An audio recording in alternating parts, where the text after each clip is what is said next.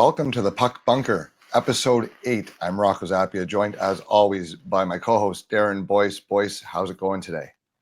Doing all right. How are you? I don't think you're telling me the truth because you sounded a little fired up this morning the Team Canada selection camp list came out. So fired up, in fact, that we're doing a special episode kind of on the fly for that. So tell me how you really feel. I feel like a couple guys got snubbed for maybe some others that maybe, everyone on, let me just say this, everyone on the list is a good player. I think there's some other guys that might have been, better fits for the for selection for the camp. But yeah, I was a little fired up this morning. Maybe I'll keep her a little more calm here now though. No one wants to see it calm. But that is going to be the subject of our episode today. We're going to go through Team Canada's World Junior Hockey Championship selection camp invite list. They put that out this morning. And as always, with any Team Canada hockey program, we're always talking more about the guys who aren't there than the guys who are there now. Before we get into this, I do want to preface this by saying that every kid that was selected to this camp deserves to be there, every single one. And we're going to try our best really not to focus on who we think shouldn't be there. And everyone can make their own judgments. But when we do get to the part where we're talking about guys who were snubbed, I do want everyone to keep in mind that this is Team Canada World Juniors. They could put 4 teams in this tournament, 3 at least, who could legitimately compete for a medal.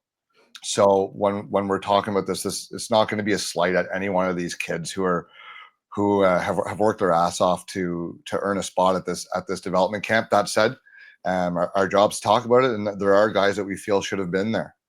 One concern I have is if we actually did make a Team B, that Team B might beat Team A. That's my concern with what happened today. Okay, so that is Darren's immediate visceral reaction. Now, let's just get the list here, the invite list. Let's start with the forwards.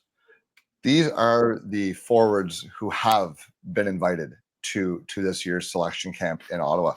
And those forwards are Denver Barkey, Cole Baudouin, Mathieu Catafort, Berkeley Catton, Easton Cowan, Andrew Cristal, Ethan Gauthier, Riley Height, Tanner Howe, Jet Luchenko, Porter Martone, Gavin McKenna, Bradley Nadeau, Luca Pinelli, Carson Raykop, Callum Ritchie, Matthew Wood, and Braden Yeager.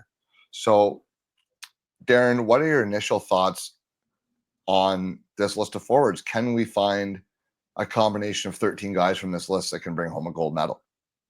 I mean, you can definitely find a combination of guys, but just off the top of my head, this team is small. Like, that is a general concern I have. And I mean, it's good that Martone's on the team, and I'm actually very, I believe he'll make this team. I mean, they're going to need a guy like him on this roster. But I'm a little concerned about some of their top guys all being smaller, especially if they end up, facing maybe a team that's a little bit bigger. They're going to be on North American ice too. Like, this is, that's something I do have some concern with. And they left some bigger guys at home, at least on the forward group, which I'm again consider. Like, Beckett Seneca is a guy that should probably be on this list. He's been really good lately, and I have no idea how he doesn't fit into this invite list at all.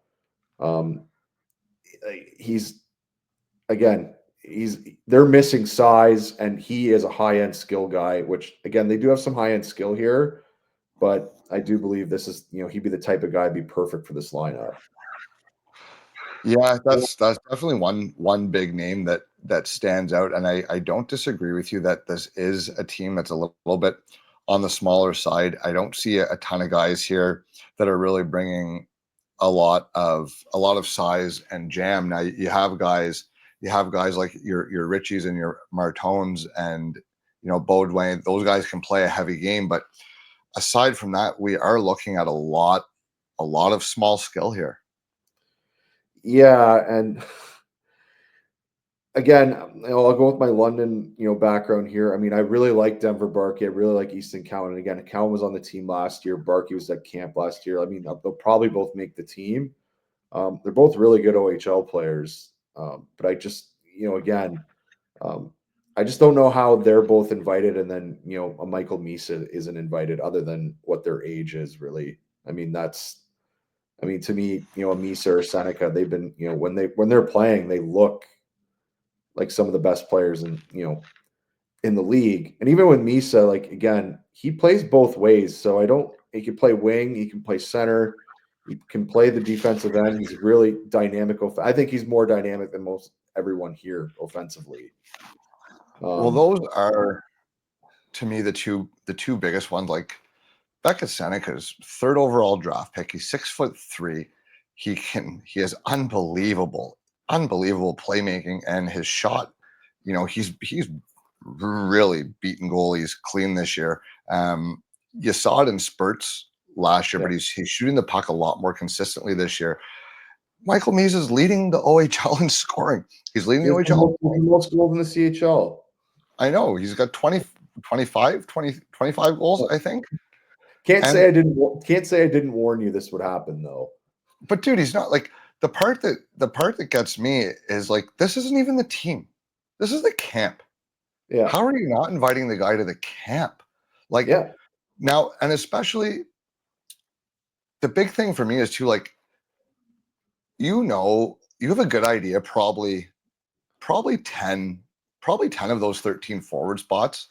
The Team Canada brass probably already has a pretty good idea of where at least 3 of those lines are coming from. So there is a benefit to me, even if these guys aren't going to make the team this year, there is so much benefit to me having a guy like Michael Misa at the camp, because A, he might surprise you, and B, he's going to be there next year. So why are you not giving these kids a little bit of a leg up in that sense? Well, I agree.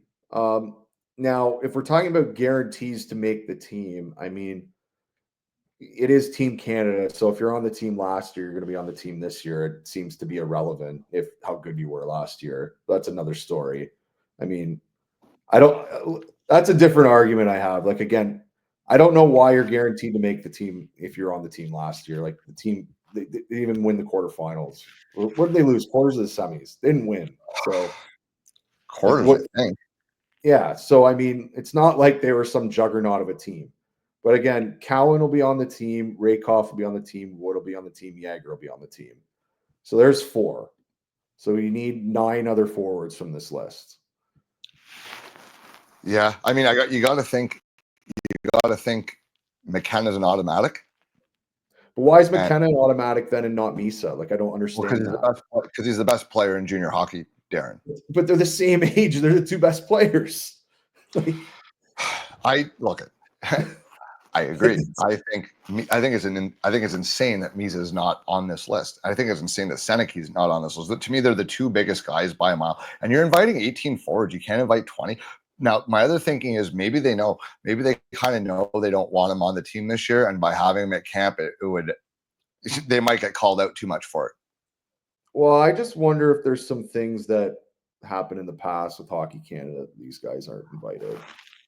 Like, there've been some stuff with Seneca before they were like something happened previously, so I've seen bandied about on Twitter. I don't know if that's actually true.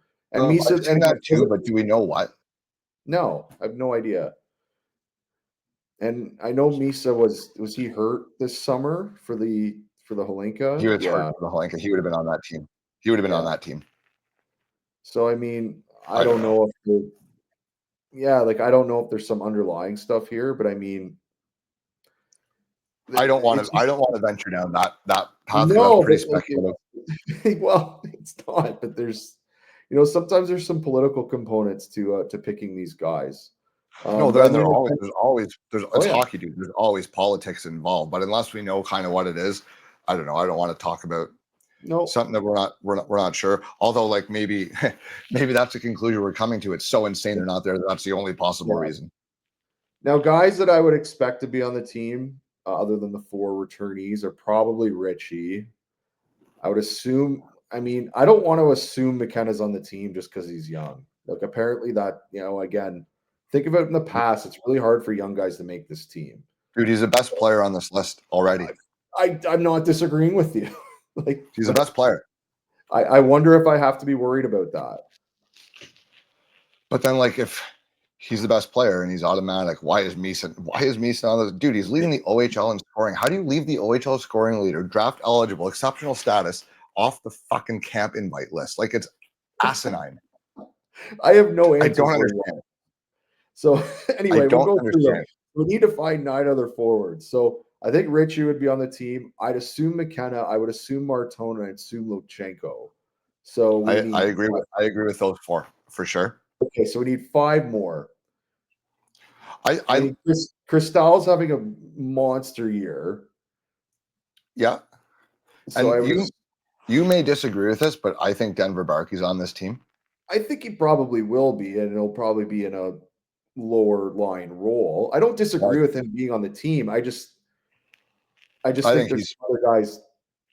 I think Barkey can be maybe a little bit more than him, but that's again, he plays on the best team. They've won 18 in a row. Like they could just send the Knights to this tournament. Yes, okay. If you can't tell, Darren's a Knights fan. But Barkey, like I know, I love the way he plays. His versatility is going to suit very well for this tournament because they can realistically move up and down the lineup, and like he's small, but he works hard. Like he doesn't play small. No, he'll grind. So I mean, you'll like him as a guy. It's again, that's as I said, all these guys are good players. So I mean, there's nothing wrong with any of them. So I think you're probably right. I'm trying to think who the last. Again, we have Cristal and Barkey on the team. What do we need? 3 more. Riley Height.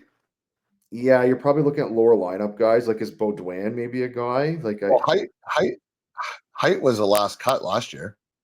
Okay, so I think. Yeah, I'm pretty sure. Like it's tough. Nato's probably on that team. I think Nato and Height. Yeah. Hey. Sure. I mean, I'm just kind of picking who would maybe the type of guys they want in the lower part of their lineup. And who would they keep with their 13th forward? Would be like a really offensive guy, or would be just kind of another, because I mean, do you want to take Patton, or do you want to have an older guy like maybe a Tanner Howe or something? I would have someone who they believe can play on any line. They need a 4-line player as a 13th forward. Now, a guy like Catton actually could be a good fit to do that because he has so much speed and quickness. That would lend itself to being a very good 3rd-line player and penalty kill guy in this type of tournament where you're pretty dangerous in that role too. But at the same time, if a guy's underperforming, if a guy gets hurt, or you just want to switch things up, he could easily go up there and play on your 1st line just as well. Yeah. Like, I mean, that's a guy who could be the 1st line on pretty much any other team in the tournament. So I usually, the 13th forward, do like to take a guy that if like one of your top guys gets hurt, you want to have a guy that you can put into the lineup there instead of taking more of a 3rd or 4th line guy. I like the thought of having it like a high-end top 6 guy is maybe your 13th forward. Well, that's why I'm saying it's got to be a guy that can do a little bit of everything, because if anybody gets hurt, he needs to be able to plug and play into that spot. To me, it needs to be a very versatile, probably centerman, like a Cole Baudouin might be a great example. Yeah. As a 13th forward, because he's used to playing with skill guys. He's used to being the skill guy on his junior team, really. But he could go and play a 4th line role on this team and probably thrive. And if he needs to go up and play on your 1st line, he can. He's a bigger guy too, which they kind of need some size, at least at their forward. Well, he's one of the only guys who has any jam on this. Have 1, 2, 3, 4 guys over 6'1", so listed at 6'1". So well, then all 4 of them need to make the team, in my opinion. If there's only 4, I think we named all 4 of them on the team. So Baudouin, Wood, Richie, Martone. Yeah. Yes, those 4 guys I think got to be on. Or you're making the smallest team. Like, why are we building a small team? There's no need. We have enough guys who are big and good that we don't need to put a team where over half the team's under 6 foot. I don't get that. Well, I'm just gonna name. Not that it matters as much in junior, but still. Well, it does a bit though. It does when you get in these tournaments when you're playing teams that have equal skill and they're just as big as It you. does a bit, but not as much as it matters in pro. No, but I mean, it will matter. Again, it's a one game. I mean, one game knockouts. If you play a team that has equal skill in you and they're bigger than you, like that, you're going to be in a tough spot. No, fair enough. Let's take a look at the back end, the defense and the goalies, and then we can go over some snubs more in depth, although we've covered a good chunk of them. But let's talk about the defensemen here to start. So the defensemen who were invited to camp, we have Bo Akey, Cameron Allen, Oliver Bonk, Harrison Brunick, Sam Dickinson, Andrew Gibson, Tanner Mollendijk, Sawyer Minio, Caden Price, and the future first overall pick, Matthew Schaefer. So again, I think you can probably get a pretty good decor out here, and you can I think you can find some, a pretty big decor here. Actually, I do like some of these invites better than the forwards, I would say. I mean, Dickinson and Bonk and I guess I always call him Melendick, but I think they're definitely on the team. I mean, I think Schaefer should be on the team, but I feel a little nervous now that he might not be on the team. And then there's some guys here, I mean, that have had some pretty good years. Brunick's a good player. He's a right shot D. I mean, that would fit in this lineup. I mean, Gibson's a massive body as well. Could maybe fit this lineup. And I think Caden Price had a pretty good year as well. So, I mean, again, I think you could get together a pretty good decor, pretty good, a pretty responsible decor, but yet there's some pretty good offense here. I think the offensive guys are actually pretty responsible. In which case would maybe explain why a couple of the people, couple of the D that we think maybe are snubs are not there. If you want to go over them, but to me, they're Carter Yakimchuk and Zane Parekh. So don't know if you have any comments on them, but yeah, go ahead. I like the decor better than the forward group, and I can actually kind of understand the omissions on the back end a little bit better than the guys up front. I think because of how strong, look, you got Bonk, Schaefer, and Dickinson, who are all fantastic on the power play, right? They're all fantastic on the power play, and they're all decent both ways. So to put these guys I would say Dickinson and Schaefer are a little bit better, more power play guy oriented guys than Bonk, but Bonk can play on a power play. But I think there's other guys that could run the power play here, I guess, per se. Yeah, but you're going to have between your two units, you're probably going to have three defensemen on it, right? And if you only have two, you're going to want a third guy there in case a guy gets hurt, and Bonk can be that for sure at this level. He can. Yeah. So I think if you're passing up a guy like the obvious power play specialist you're passing up is Parekh, right? He does some pretty special things on the power play. But if they're concerned about wanting some more all around, or someone who could defend a little bit better, or is a little harder to play against because maybe he needs to play lower in your lineup, then I can understand that a little bit more with this list. Now, that said, I do agree with you that Parekh and Yakimchuk, again, they should at least be at this camp. At the very least, they should be at this camp. But I do think it's a little more justifiable because you have such strong offensive defensemen there already. And you can't just have six guys like that. You have strong guys already, so it's a little more justifiable in the forwards where you are missing a lot. Like, you're missing size and you're missing a little high-end ability, I think, there. So to leave out guys like Misa and Senek is a little tougher, in my opinion, than leaving off Yakimchuk and Parekh. But that said, I think both those guys should have at least been at this camp. So when I look at this, though, like a Dickinson, again, he's playing over 30 minutes when he plays for the Knights now. Schaefer's playing a boatload of minutes for Erie, right? Like, these are guys that can eat a lot of minutes. So I'm okay. And again, they can eat a lot of minutes against good opponents and still drive offense and, play on power plays and stuff like that. So, I mean, that I understand. Now, my counter would be, again, I would like, I would have really, maybe selfishly, would have really liked to see a Dickinson play with either a Parekh or a Yakimchuk, just that lefty righty combo. I think that combo, him and Yakimchuk, would have been, very interesting to look at. But I mean, I'm okay. I think we'll have a pretty good decor here. Again, I just maybe would have liked, I would have maybe liked to see Parekh here get invited. I mean, even Parekh and Yakimchuk, both their, the underlying numbers are pretty good. But again, their flaws tend to be more some of their D zone stuff, which, again, is maybe what they're more worried about here. They think they have enough offense up front that they, if they just have D that can, stop the rush and the rush, get the puck up quickly, that it's, they don't need to, maybe as many play drivers from the defensive zone if they already have, they have two or three on the roster. They don't need three more. I feel like that's been a bit of an issue with the last like couple iterations of this team, though, is they're passing on, like, we have so much high end ability that they're passing on for safe, because we have so many guys who are very great all around players. They end up passing on some guys that maybe have some hold, but that have some even better high end upside in favor for a bit of a safer team.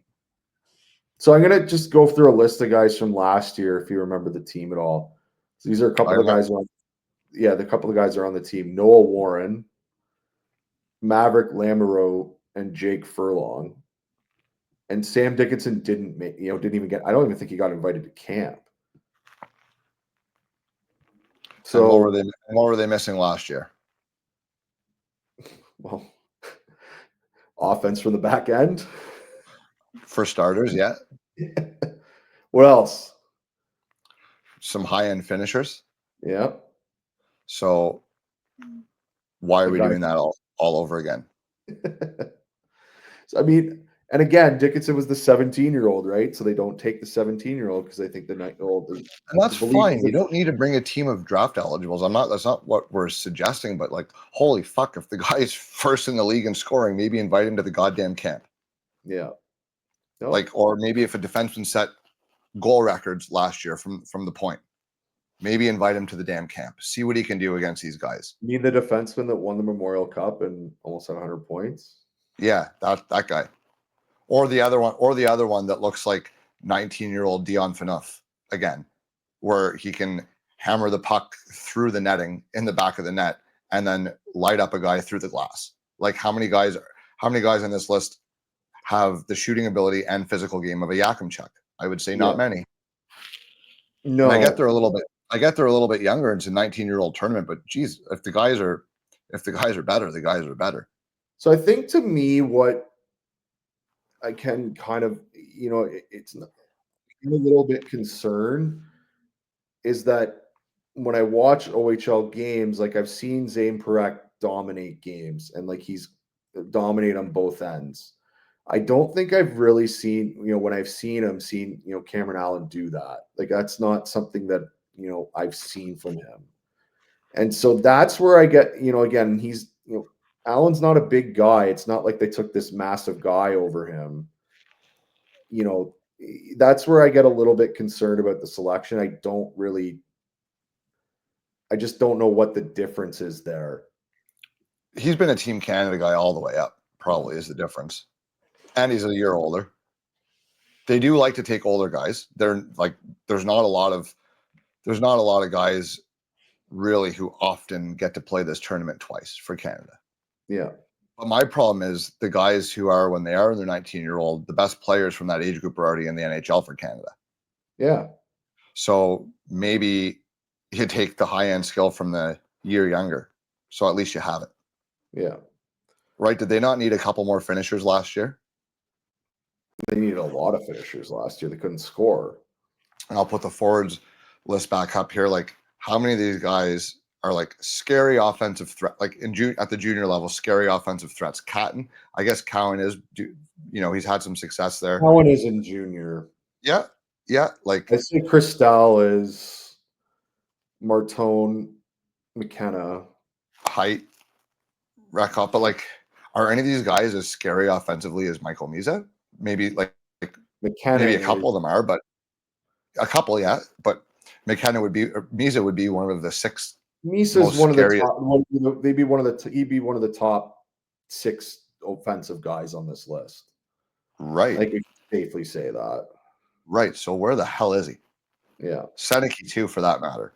I They'd love both be how in their top. I love how you're fixated on this. Yes, I love how you're so upset about it. Well, because the more I talk about it, the dumber it sounds that they didn't.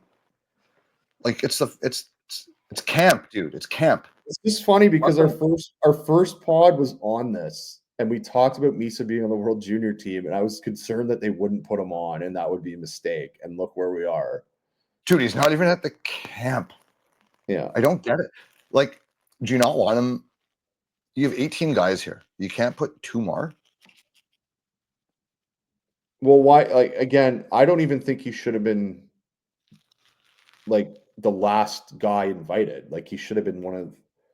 No, he should I be feel a like he top should have 6 been one of forward the on first the guys on the list that's invited to the camp. I think that's again more my concern here. I agree. Now let's pivot and we can chat about the goalies quickly here, and then we'll go to our snubs list and really get into it. Carson Bjarnason, Carter George, Jack Ivankovic, and Scott Ratzlaff. Darren, you're the goalie guru here. What do you think of that list? I don't really have a huge problem with it at all. I actually like the goaltending. I think Bjarnason's having a good year. I mean, Carter George isn't playing on a great team, and he's having again like he's had some great games. He was here in London a little while ago. Carter George. Well, he's a gamer. Carter George is legit. He's legit. He's a gamer. But again, last year Ratzlaff was on the roster, so I mean, he's probably going to make the team. Yep. You know, again, he's on a pretty bad Seattle team though, so you know, his numbers will be a little skewed because of that. And Ivan Kovic is again kind of, it looks to me like they've invited a younger goalie to camp that they think will be with their World Junior roster the next couple of years. Now he's 17, whereas we were just talking about last show, Joshua Ravensburg he's 18. I would have taken Ravensburg in here, but I mean, I think that's what they were going for, is they're just inviting a younger guy to camp. I'm not sure it really matters because I don't think he would make the team over these 3. But I mean, we have some guys here that can play and have played on the world stage, and actually, you know, I mean, Carter George was really good last year at the or this year anyway at the under 18. So I mean, he's why they won. Yeah. So I mean, you know, he won that gold medal game for them. I think our goaltending should be better this year than it was last year. I mean, last year we had very little goalie depth. So I think that should be okay. And I think our D core is good enough where, you know, these guys will be sheltered, you know, a fair amount anyway. Yeah, again, I'm just like, I'm a little bit concerned of who they might keep up front. And I will say this, like I am a little bit worried that they won't keep McKenna, and McKenna would be I think he would be their top offensive player. Dude, if they don't keep McKenna, I'm legitimately concerned about it because he's 17. If they don't keep McKenna, I might just cheer for Sweden or something. Like that'd be ridiculous. That'd be insane, dude. I agree. It would be insane. He needs to be on the team. For the goalies, I agree with you. I think they've got the right names here. And realistically, Ivan Kovic is not making this team this year. No.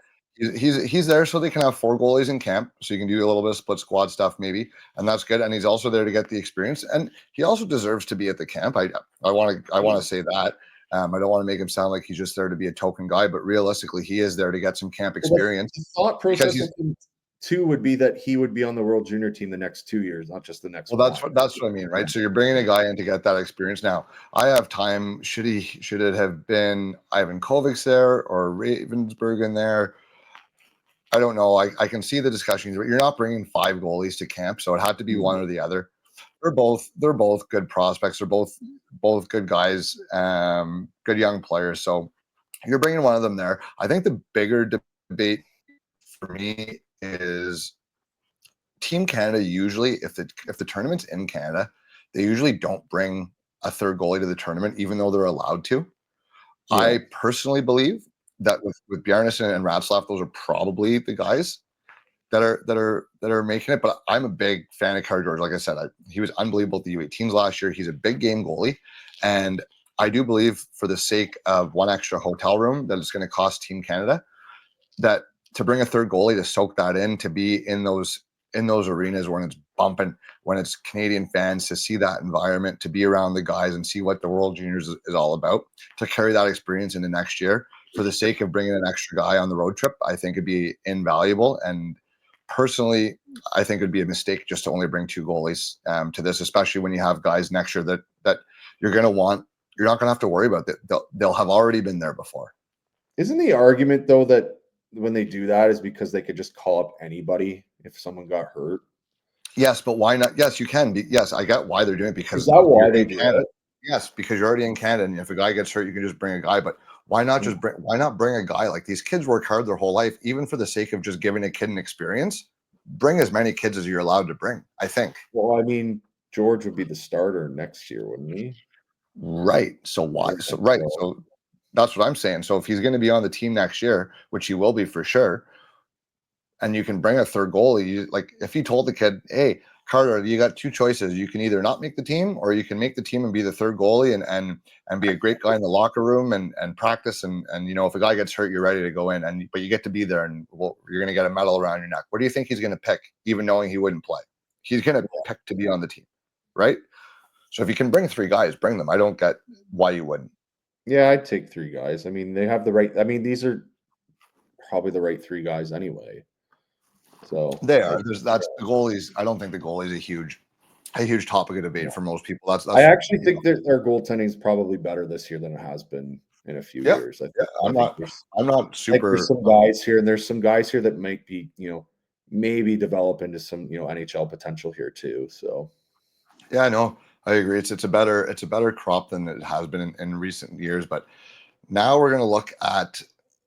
We came up with seven names: 4 forwards, 2 defensemen, and a goalie that we thought could have maybe have been here. We've mentioned most of them already, but I'll put the list up. The goalie being Ravensburg, and I didn't put him on this slide, but that's the guy that would have, maybe we thought could have been invited. But again, we don't really have huge issue, I think, with that one way or the other, because realistically may not have made the team. But the forwards, there's 4 guys, and age. All 6 of these guys are from last year's draft, and if you look at the argument why they wouldn't be there, I think age would be really the only one, because if you look at the previous what we just talked about, any one of these 6 guys fits in very comfortably on the list of names that we've talked about. well, the only one's Yakimchuk, right? Like, he's 19, isn't he? Yeah. I Yes. believe he is. So, like, this is his last shot at it. So, I mean, even the age thing doesn't kind of fit there, right? Like, it's just literally the type of defenseman they wanted. But I don't get it, because he can do, like, he'd be a perfect guy even if you bring him as a 7, because he can play really on any pair, because he does have that physicality and size, but he also has the offense. I don't like. So I do agree with you on that. He actually would have been good for a 7th D role on this team if that's what, if they wanted safe guys. Because again, he can move into their lineup as if something happened to somebody, and you probably wouldn't be too upset about it, whether it was power play or just having to play in a bottom pair or something. He could step in any role and fit that pretty well. Whereas, like, if you had Perek in that role, maybe he couldn't. Like, maybe that would just be the thought process there. No, so for this tournament, I actually understand, even though Perek is probably the most high-end offensive defenseman that we have in this country eligible for this tournament, I actually understand leaving him off more than I do Yakimchuk, because Perek, if he's not going to play on your first power play, there's probably not much sense bringing him. Yeah. So if they've already made that decision, then fine. But I don't know. Yakimchuk just has more elements. He has more elements to his game, and I don't know. I don't see how he's not even a consideration for them. Well, it's that, and again, if Like, he almost made Ottawa out of camp. Yeah, that's again. So Brunick almost made Pittsburgh out of camp, right? And, like, usually if you almost make a team out of camp, that usually means you get invited to this camp. From what I've seen, guys that stick with their NHL team or are close to making the team usually, at least get invited to this camp. It happened last year too. I mean, guys like Fraser Minton was on the World Junior team literally because of that. Yeah, So no, he was like. I I don't know. think there's any argument to that. He was on the team because he had a good camp with the Leafs. I mean, so that again, that's a part I do question, and the other part is they've only really got is one right side, right-handed defenseman guaranteed in a guaranteed spot. Bonk. Yeah, so I don't know. Again, I guess they think like Brunick's a right-hander, so I guess he would be there, and then it's kind of who And look, I'm going to who preface you what I'm think's about. there, right? I'm gonna preface what I'm about to say that I'm a big fan of Brunick. I thought he went actually later than he should I have. think he deserves to be on the team. Yeah, I think he deserves to be on the team too. But he was just picked in the second round of the previous draft, and we're looking at two guys who were top 10 picks who weren't invited to the camp. That's not going to make a lot of sense. That's not going to make a lot of sense to most people. Yeah, and one's older. And one's older. Yeah. So and again, I think I actually think Brunick has a spot on this roster. Because I think he'd be he plays a very smart, well-rounded game. He's the kind of guy you could put out there and he's not gonna hurt you at all. And he can go play with anyone. So I get why he's there, but two guys were just top 10 picks from the same draft class, and like you can't invite them to the camp. Yeah. I don't have an answer for you on that one, but I mean, again, we didn't even talk about Ginla and Hage, and Hage probably was never making it, but we wanted to put him there in recognition because he is having a very good year. Good year. I don't think he was going to make the team, but I mean, he did get kind of like, again, he's playing in college, and like I get Matthew Woods in college. Yeah, Matthew Woods in college, but Team Canada rarely picks college guys for their teams. It's kind of the reverse that the US does. They kind of overlook guys who play in the CHL versus college. So, I mean, that's kind of the politics behind this. I mean, I know he got hurt, but Quentin Musty apparently wouldn't have been invited to their camp, even if he wasn't hurt. That was kind of the rumor. Because he's CHL? Yeah, because he plays CHL, and I think he didn't go play for the National Development Program. So, well, whatever. Which is but again, they also kept Fiddler, who's playing in the CHL. So also a 17-year-old, by the way. But anyway, the US seems to be okay with it. So we'll see how that goes for them, because they won last year. So I can't believe, and I know this is a Team Canada episode, but how the hell is Dominic Badinka not invited to the Czech camp? What are they doing, dude? Games in the Swedish league last year, but maybe it's because he went to Sweden and didn't stay in the Czech Republic. Like, that legitimately might be why. Playing the SHL last year looked good. Playing in the SHL again this year, and I haven't watched him, but I can't assume he regressed that much. And he's drafted higher than any player that you've invited to your camp. And you've got 5 guys on the invite list who are not even draft picks, and you pass up the 6'3" right hand. Like, what are you doing? I don't understand. No, there's, again, as we say, we don't like to say it, but there's usually some other things involved with some of these picks.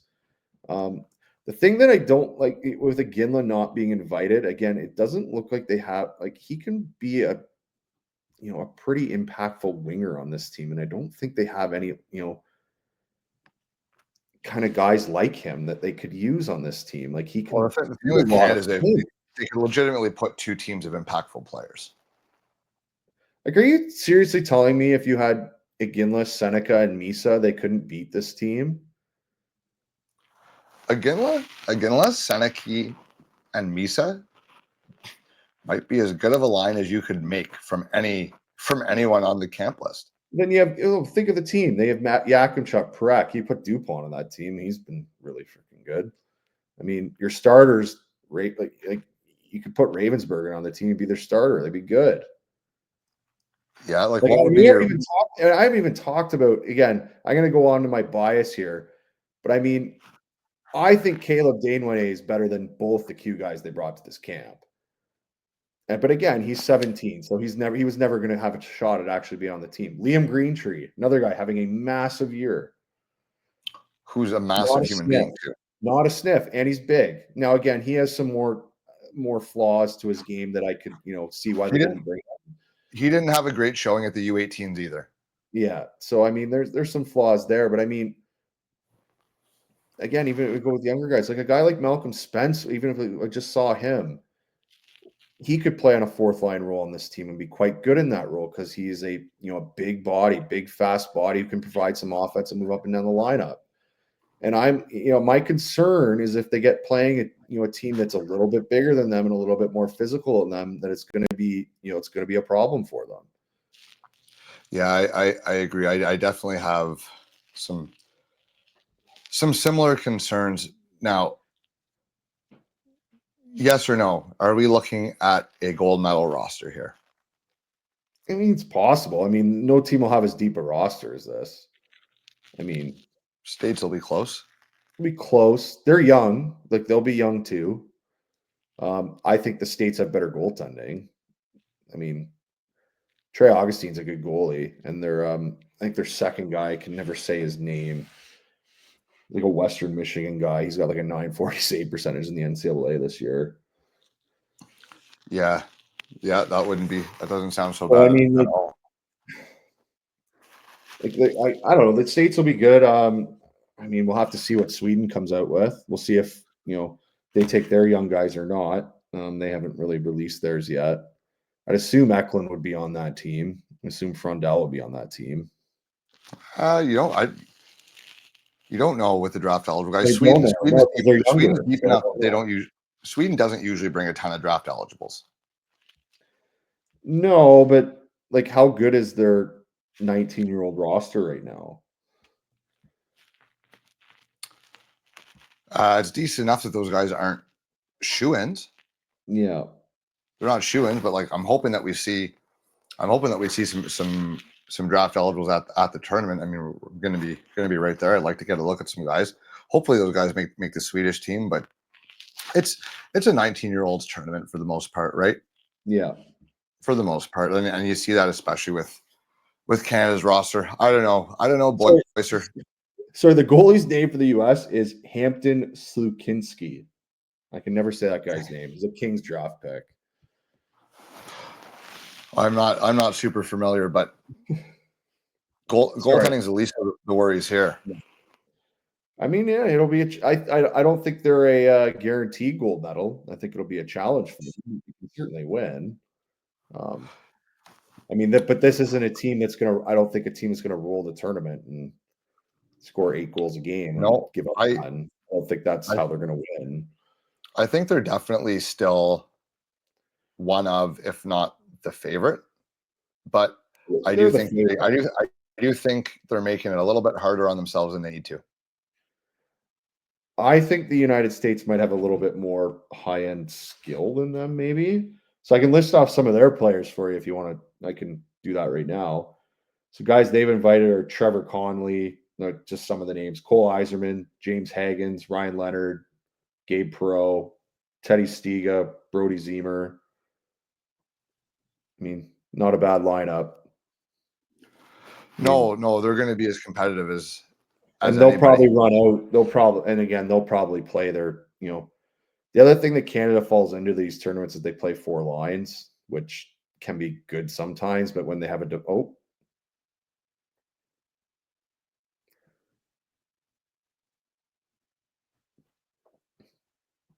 ahead. It's lost you there. All right. One of the things that Canada can fall into in these tournaments is they're so deep that they'll play, their entire lineup. But sometimes they run into a problem with that because they usually have 2 lines that are substantially better than the other 2 lines and don't play them enough. I've seen that happen numerous times. So, again, we'll see. To me, I don't know from what I've seen in that lineup that there's going to be a line that's really 100 times better than what first line is going to be 1,000 times better than the fourth line. It doesn't really look like a team like that. So they're going to roll 4 lines. They're going to play with a lot of energy and kind of try to grind out some wins. And I just don't. Again, I don't think this is a team that's going to pound good teams into oblivion. I mean, they'll beat the normal team. They'll beat the Germanys and that, like stuff like that. might need it. Hopefully that what I just said does not cause them to lose to Germany. But I mean, that US game will be interesting to see where they stand against them, because I mean, that I think they'll be, they're their main competition right now.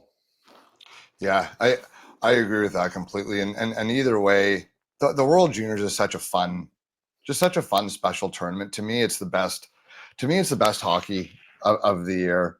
Maybe the first round of the NHL playoffs being the exception, but there's something about junior hockey, and there's something about younger kids like that they're teenagers, right? They're Yeah. so full of excitement, and they put on, any kid from any team puts on his national jersey. You want any kid that scores a goal at this tournament, like they're crawling out of their skin. They're so excited. And there's something about this tournament that brings out the best in the players. It brings out the best in the fans.